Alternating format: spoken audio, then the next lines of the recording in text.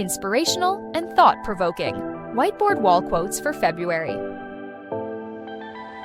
Here's a list of the best original quotes about February you can use to decorate your whiteboard wall this month. February is the border between winter and spring. Terry Guillemetz. Though February is short, it is filled with lots of love and sweet surprises. Charmaine J. Ford.